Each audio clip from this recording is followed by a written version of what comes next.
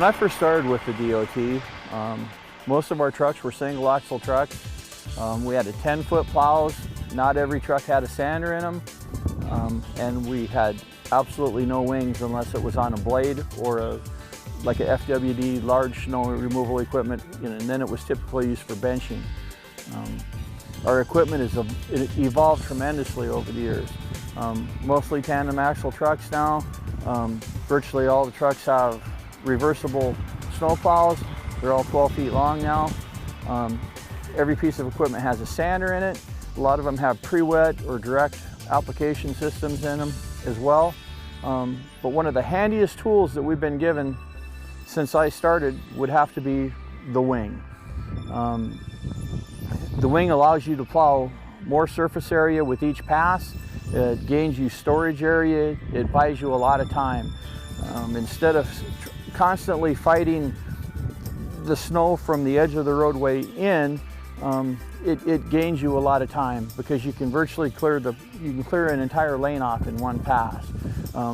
Then your next round you can scoot over a little bit. It's a lot easier to fight that snow or drifting snow, blowing snow from the white line out than it is from the white line in. So a wing has been a tremendous tool that we've been given.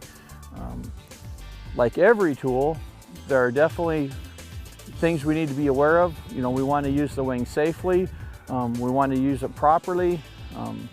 You can cause a lot of damage with the wing, and it's pretty easy to damage a wing or to damage your equipment if you use it improperly. So the purpose of our video today is basically to go over some pre-trip rules, some other safety rules, and then just proper deployment of the wing. How to raise and lower it properly to avoid some of those accidents. With me today is lead highway maintenance worker Rocky McGinnis. He's the lead worker here in Belle Fourche for Unit 476, and the driver of the vehicle is Bob Carrico, and Bob is a maintenance worker here in Belle Fourche. Before we ever leave the shop, first thing in the morning when you get here, when you're getting ready, of course we're always going to do a walk-around inspection. You want to look at your entire vehicle, but more specifically with the wing, we want to give the wing a good once-over. We want to make sure all the bolts are in place. The pivot bolt, make sure that there's a cotter key in the castle nut. Look at all the mounts, make sure there's not missing bolts or anything in the mounts. We want to look at the cutting edges. We want to make sure there are no missing bolts in the cutting edges. We want to make sure that we have adequate cutting edge, that we're not worn down, wearing into the frog of the wing itself. And we want to make sure that there's an angle cut on the bottom of the toe so that when we deploy it, or if it's deployed wrong, that it'll help alleviate the wing digging into the surface and creating a problem. We also want to make sure that, when we're doing this, the safety chain is in place. And we also want to make sure that we never unchain the wing until after we've left the building. When getting back at the end of the day, we also want to make sure and chain the wing up before we ever enter the building. And a lot of these we don't want to do just at the beginning of the day. After every round, you should be checking your cutting edges, looking for bolts, and making sure all your pins are in place.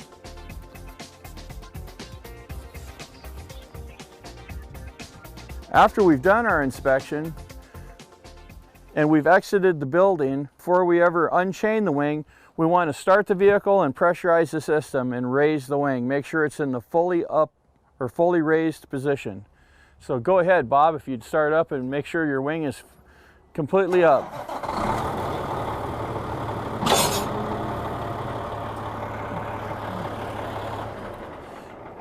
Okay, once we've done that, now it's safe to approach the wing and unchain it.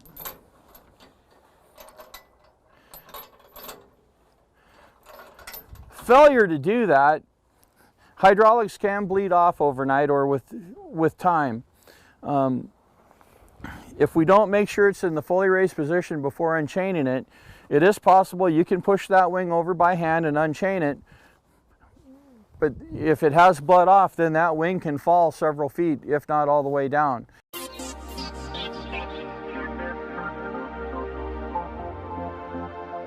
You also want to check for leaks in the hydraulic line. There's 2 of them coming out of most all these trucks on the side. Make sure they're not leaking.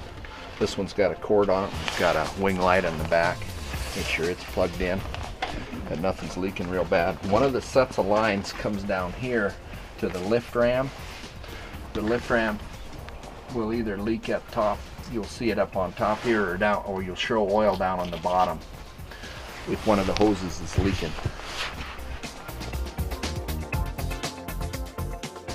So always make sure and pressurize the system first. Make sure the wing is fully raised before unchaining it.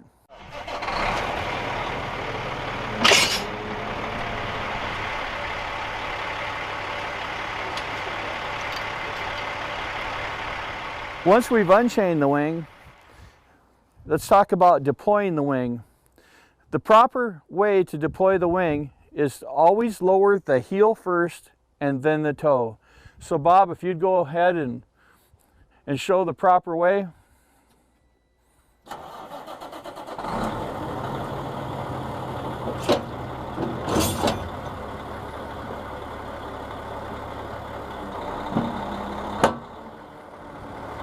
Okay, once the wing's been deployed, some things we want to remember while we're using the wing.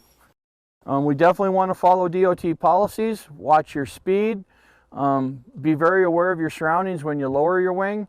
As you're using your wing, you want to make sure, again, be very aware of your surroundings, any obstacles that you may hit, where the edge of the roadway is, where there's curb and gutter. As you're approaching bridges or curbs, you know, is what's coming your way. If traffic is crowding you, or if you're approaching a bridge and you can see traffic approaching from the other way, do you have room to leave your wing down? You know, if not, make sure you raise your wing before you get to the bridge, you know, when meeting traffic. When we get ready to raise the wing, we definitely, again, there's a proper way and a wrong way. The improper way, if we raise the heel first, it can allow the toe of the wing to dig into the surface of the road or shoulder and either heavily damage the surface and or tear the wing off the truck. So when we go to raise the wing, we definitely want to follow the proper procedure, and that would be to always, whenever raising the wing, we always want to raise the toe first, followed by the heel. So Bob, if you would demonstrate the proper way to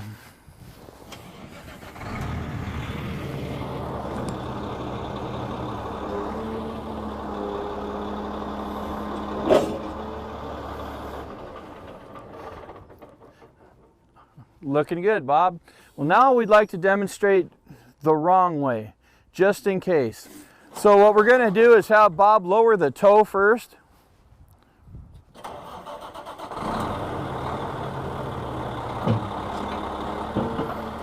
Okay. As you can see, if we lower the toe first, there's a very, very little area contacting the surface of the road. So basically, we've, you know, that can easily dig into whatever surface we're in contact with. You know, asphalt, gravel especially. If you lower the toe first, it's just asking for an accident to happen. It's either going to damage the road surface and or tear the wing off the truck. So again, this is just demonstrating. We never want to lower the toe first. We always lower the heel first, followed by the toe. When we raise it, we always raise the toe first, followed by the heel. So go ahead and pick it up again, Bob, and we'll go through the correct sequence one more time.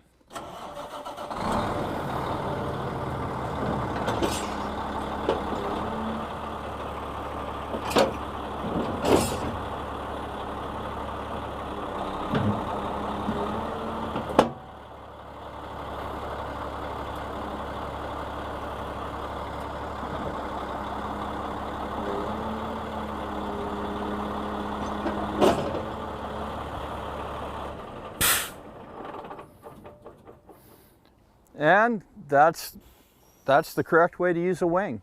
Again, at the end of the day, periodically through the day, we want to make sure and check all those things. We want to make sure that we don't shake any bolts loose. At the end of every round, you should get out walk around your entire truck, you want to inspect your whole truck, clean your lights. But when looking at the wing throughout the day, make sure you still have cutting edge, make sure you haven't lost any pins, make sure the bolts are still good. And now if we were getting ready to park it for the end of the day, before we ever enter the building, we're going to hook our chain back up.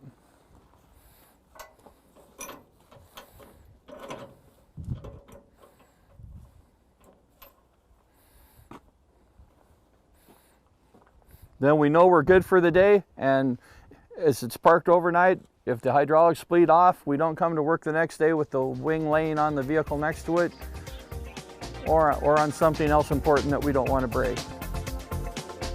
From all of us here at Unit 471 in Belle Fourche, we really hope this information helped, and we want you to be safe out there.